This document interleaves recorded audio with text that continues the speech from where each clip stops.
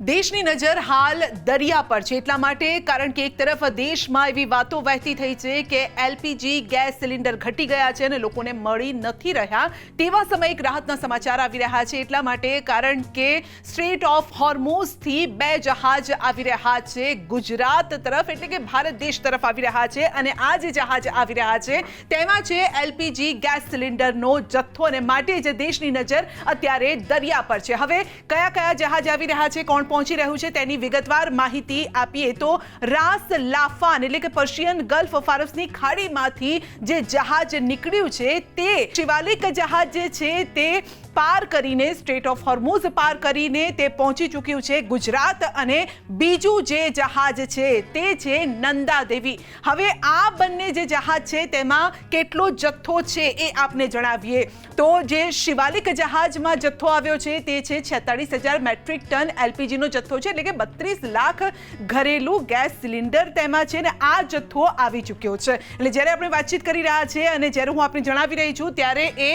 Mundra port પર પહોંચી ચૂક્યું છે. અને જે બીજું જહાજ છે નંદા દેવી, જે આપ જોઈ શકો છો કે અહીંયાથી નીકળ્યું છે, રાસલાફાનથી નીકળ્યું છે સ્ટ્રેટ ઓફ હોર્મુઝ, જે સૌથી સેન્સિટિવ આ જગ્યા ગણવામાં આવી રહી છે, અને ત્યાંથી પાર કરીએ અને તે પહોંચવાનું છે 17 માર્ચે વાડીનાર પહોંચવાનું છે. નંદા દેવી આ જહાજ, તેમાં જે જથ્થો છે તે છે 46,000 મેટ્રિક ટન એલપીજીનો જથ્થો છે, 42 લાખ ઘરેલું ગેસ સિલિન્ડર છે. એટલે આ 2 જહાજ જે અત્યારે એક પહોંચી ચૂક્યું છે અને એક પહોંચવાનું છે, તેને લઈને એક રાહતના સમાચાર છે કે આટલા લોકોને, એટલે લાખો લોકોને જે એલપીજી ગેસ સિલિન્ડર છે તેનો જથ્થો, તેના જથ્થાની આપૂર્તિ થવાની છે. એટલે આખા દેશમાં પછી ડિસ્ટ્રીબ્યુટ થશે અને આપણા ઘર સુધી પહોંચશે. આ ઉપરાંત જે જગ લાડકી છે તે જે છે તે ફુઝેરાહન, અહીંયા આ જે જગ્યા ખાસ કરીને આપણે જણાવું તો આ જે જગ્યા છે એટલા માટે સેન્સિટિવ છે કારણ કે સતત ત્યાં બોમ્બ ધડાકા થઈ રહ્યા છે, અટેકનો સામનો કરી રહ્યું છે. પરંતુ એની વચ્ચે જ બચતું જગ લાડકી જે જહાજ છે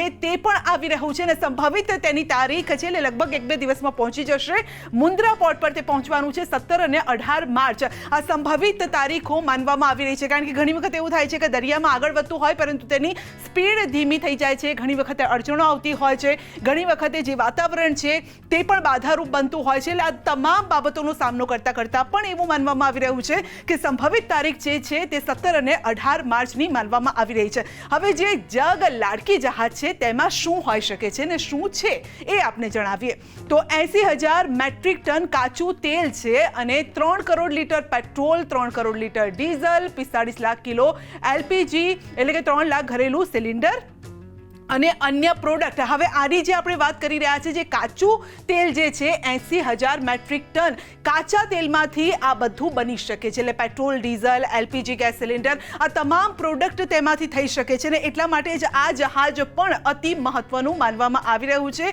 એક જહાજ એલપીજી ગેસ સિલિન્ડર ભરેલું એટલે ગેસ લઈને આવી રહ્યું છે એક જહાજ, બીજા 2 જહાજ પહોંચી રહ્યા છે. પરંતુ એની વચ્ચે મોટા સમાચાર એ પણ છે કે સ્ટ્રેટ ઓફ હોર્મુઝ કે જ્યાં હજુ પણ 22 જેટલા ભારતીય જહાજ જે છે તે સામે કાંઠે અટકેલા છે. જગ્યા કઈ છે જે સૌથી સેન્સિટિવ માનવામાં આવે છે એ જગ્યા છે સ્ટ્રેટ ઓફ હોર્મુઝ. અને અહીંયા જ પ્રતિબંધ મુકાઈ જાય, અહીંયા જ અટવાઈ જાય બધા જહાજો, તો પછી બાકીના દેશોને એટલે ભારત સમેત જે બાકીના દેશો છે ત્યાં સુધી આ જે તેલ છે તે પહોંચવું મુશ્કેલ ભર્યું બની જતું હોય છે. પરંતુ અહીંયા જે છે ભારતીય જહાજો 22 જેટલા જે છે અહીંયા હજુ પણ સામે કાંઠે અહીંયા અટકેલા છે. આશા રાખીએ કે તે જે છે જે જલ્દી જો રિલીઝ થાય તો આપણને એ જથ્થો મળી શકે છે. હવે કેટલો જથ્થો છે એ આપણે વાત કરીએ તો 6 એલપીજી એટલે કે અંદાજે 2 કરોડ ગેસ સિલિન્ડર છે. આ 22 જહાજની આપણે વાત કરીએ તો અહીંયા લગભગ 2 કરોડ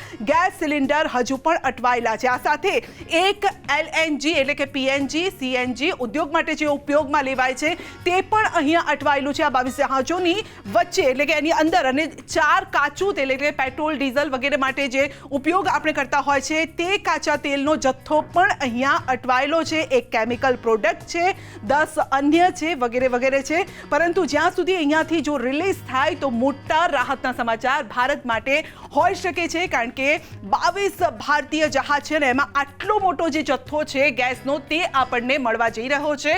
એટલે કે હાલ પૂરતી જો વાત કરીએ તો 3 જે જહાજો છે જેમાંથી એક પહોંચી ચૂક્યું છે ને બીજા બે જે જહાજો છે તે પણ ગેસ સાથે પહોંચવાના છે. એટલે હાલ પૂરતી એક મોટા રાહતના સમાચાર છે, પરંતુ બીજી રાહત આપણને ત્યારે થશે જ્યારે જે 22 જહાજો જે ત્યાં અટવાયેલા છે તે જ્યારે આ ગેસના જથ્થા સાથે રિલીઝ થશે, ભારત તરફ આવશે, ત્યારે જે મોટા પ્રશ્નો ઊભા થઈ રહ્યા છે, લોકોના મનમાં ઊભા થઈ રહ્યા છે કે એલપીજી ગેસ સિલિન્ડર હોય, કમર્શિયલ ગેસ હોય તે નહીં મળે, બીજા જે અન્ય જે આપણે ગેસ અને પ્રોડક્ટ જે ઉપયોગમાં લેતા હોય છે એ ઉદ્યોગો માટે હોય અથવા ઘરેલું ગેસની પણ વાત કરીએ તો આ તમામ જે જથ્થો છે એ રિલીઝ થશે અને લોકોના મનમાં ઉઠેલા સવાલોનો જવાબ પણ મળી જશે અને ગેસની આપૂર્તિ પણ થઈ જશે.